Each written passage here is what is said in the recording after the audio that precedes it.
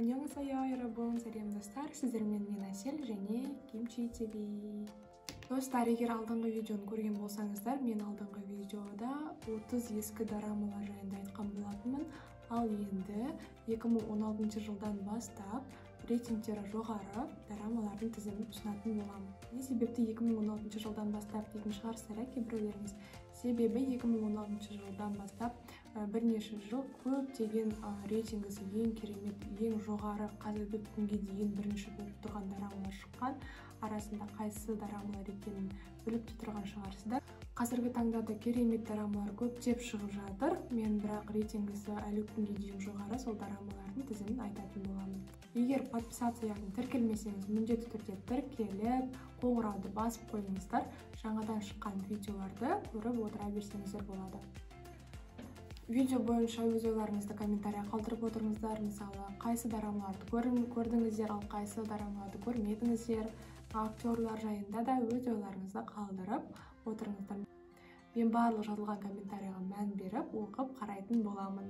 Бірінші достар, ол әрине «Лунные влюбленные», яғни «Алые сердца Корел» 2016 жылы шыққан.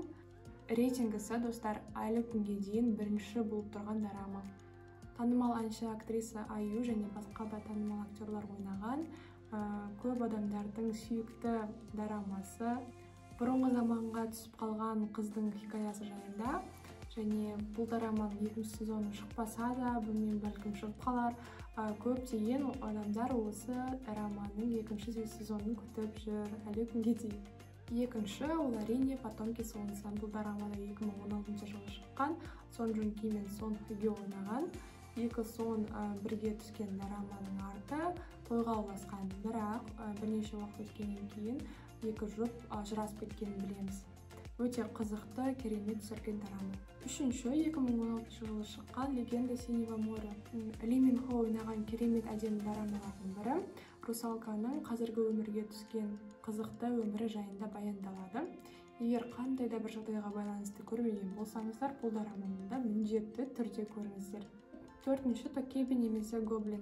Бұл да 2016 жылы шыққан әрине. Сюжеті ерекше баяндалатын өзіндік тарихы, яғни мифологиясы бар дорама. Бұл жерде де танымал актер актрисалардың ойнағанын көре аласыздар. Бесінші, достар, «Фея тяжелой атлетики» Ким Бок Джу. Бұл да әрине 2016 жылы шыққан дорама. Аты айтып тұрғандай атлет қыз жайлы түсірілген қызықты комедиялық дорама. Алдыңғы видеода айтқандай, осы 2016 жылдан бастап халық көптеген танылмаған жаңа талантты актерларды көре бастады.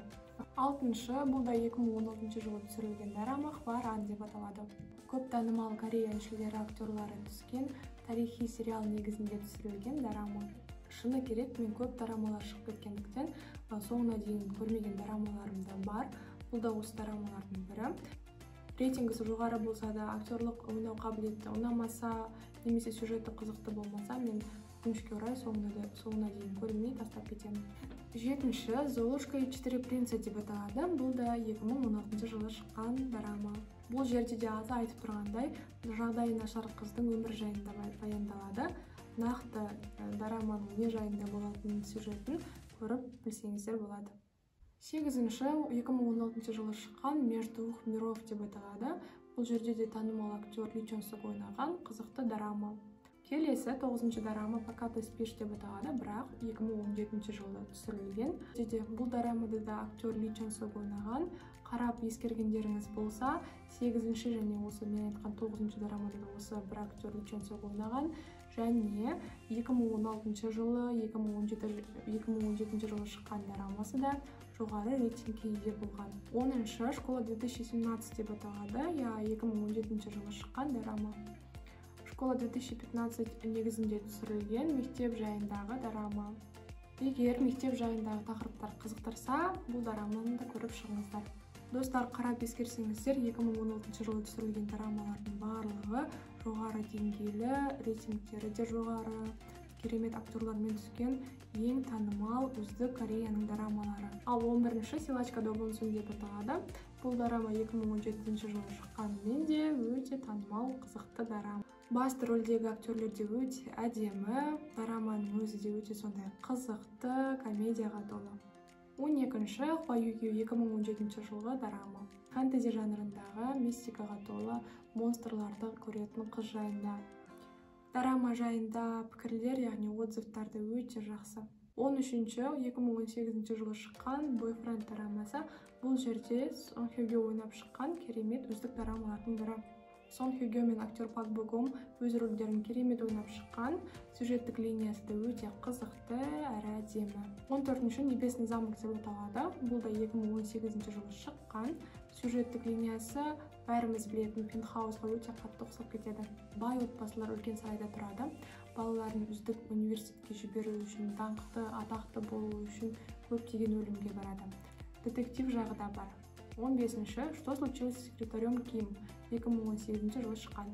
Пак Со Джун мен Пак Мин Йо ойнаған романтикалық қызықты комедия. Әдемі көріністер, әдемі актерлардың ойыны керемет жақсы көрсетілген. 16-ші Уборка со страстью деп аталады. Бұл драмада 2018 жылы шыққан. Әдемі актриса Ким Ю Джун ойнаған қызықты романтикалық комедия. Бұл актриса өзі небәрі 1999 жылы дүниеге келген, бірақ кішкентайынан қаншама фильмдерге түсіп үлгерген. 17-ші Каннамская красотка немесе Моэзи Каннамская красотка 2018 жылы шыққан. Драмада Idol, яғни Астро тобының вокалисті Чуа Ыну ойнайды. Кореядағы бет өзгерту операциясы жайында көп айтылған. Бұл драма өзі негізі жастарға арналған романтикалық қызықты комедия. 18-ші 2019 жылы шыққан драма Отель Дель Луна деп аталады. Басты рөлдің бірінде бәріміз жақсы көретін актриса Аю ойнайды. Елестерге арналған отель жайында болады. 19-ші және 2019 жылы шыққан драма Аварийная посадка любви. Әрине бұл драмада ең жоғары рейтингті драмалардың тізімінде әлі де тұр. Актер Хён Бин мен актриса Соня Джин ойнаған керемет драма. Осы драмадан кейін шын өмірде де осы екі жұп қыз бен жігіт ретінде жүре бастаған. Оңтүстік Корея мен Солтүстік Кореяның ара қатынасы жайында айтылған көптеген ақпаратқа толы қызықты драма. 20-ші 2019 жылы шыққан Дан единственная любовь немесе Последняя миссия ангела любовь. Өте талантты актерлар ойнайды. Бұрын балерина болған қыз жайында түсірілген сериал. 21-ші Случайно найденный Хару Невероятный ты. Бұл да 2019 жылы шыққан драма. Фантастикаға толы мелодрама, әлі көріп үлгермедім, бірақ отзывтары және сюжеті өте қызықты, алдағы уақытта міндетті түрде көретін боламын. 22-ші Любовный сигнал 2019 жылы шыққан. Драманың екінші сезонында бар, тіпті бұл сериалды Netflix-тен де көрсетіп жатыр. Жас болса да талантты актерлар Ким Со Хён мен Сон Кан ойнаған керемет драма. 23-ші Королева Чорин 2020 жылы шыққан. Талантты актриса өз рөлін керемет ойнап шыққан.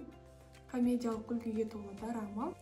Яғни жігіт бұрынғы заманға ханшайымның денесіне түсіп қалады. Бірақ қазіргі таңда бұл драма бойынша тарихты қорлау деген отзывтар көптеп шығып кетті. 24-ші бұл да 2020 жылы шыққан драма Псих, но все в порядке деп аталады. Талантты актер Ким Си Хён ойнаған қызықты сериал, отзывтары енді айта алмаймын, керемет ұшып тұр. 25-ші Милый дом деп аталады. Бұл да 2020 жылы шыққан. Сон Кан ойнап шыққан бұл драманың жанры мистика, ужасы, триллер. Өте қызықты жанры, мен өзім алға, яғни перемотать етпей, басынан соңына дейін қызығып көріп отырған драмамның бірі. Екінші сезонның шыққанын өте қатты қалаймын менде. Екінші сезон шықса міндетті түрде үзбей көретін боламын. 26-шы 2020 жылы шыққан Itaewon Class драмасында араларымызда көптегендеріңіз білетін шығарсыздар. Басты рөлде Пак Со Джун ойнаған мотивацияға толы мықты драманың бірі. Бұл да менің сүйікті драмаларымның тізімінде. Артық сөзсіз көруге кеңес беремін. 27-ші Оно того не стоит 2020 жылы шыққан драма, мини-драма. Бірақ өзіммен жақында ғана көрдім. Бар болғаны небәрі 12 серия, бірақ өте қызықты. Бұл драманы да мен өзім орысша субтитрмен дайын берілгендіктен көрдім. Осы драма арқылы мен Корея жайында көптеген жаңа ақпараттар біліп алдым. Себебі бұл драмада көп ұлтты жатақханадағы жастардың қызықты оқиғалары жайында айтылады. 28 достар 2020 жылы шыққан круглосуточный магазин «Футболь» деп аталады. Маған ұнайтын әдемі актрисалардың бірі Ким Йо Джон өз рөлін өте қызықты, керемет ойнап шыққан. Күлкілі моменттері де әр серияда көптеп кездеседі. 29-шы «Истинная красота» 2020-2021 жылдар аралығында шыққан драма.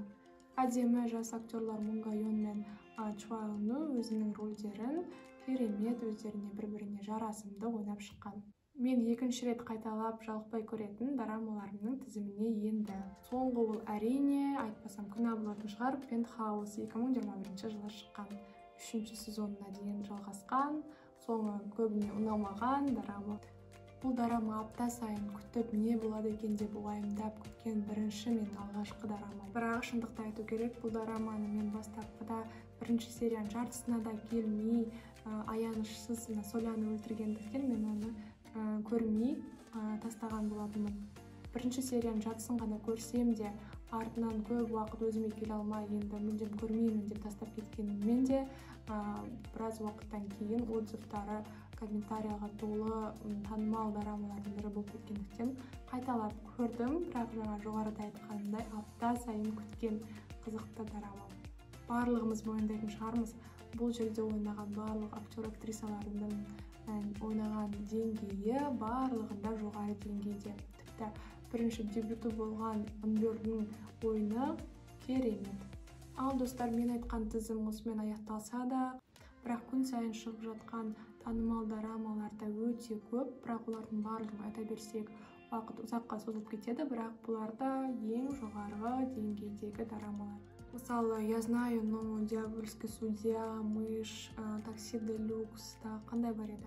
Айта берсек көп, барлық дорамалары өте қызықты. Бірақ осында да осы видео ұнады деген сенімдемін. Өз ойларыңыз болса, міндетті түрде комментарияға қалдырып отырыңыздар. Тағы қандай дорамаларды көруге ұсынасыздар, сіздердің сүйікті дорамаларыңыз қандай, жазып отырыңыздар. Мен де көріп, маған да өте қызықты. Міндетті түрде көрмеген дорамамды келесіде көретін боламын.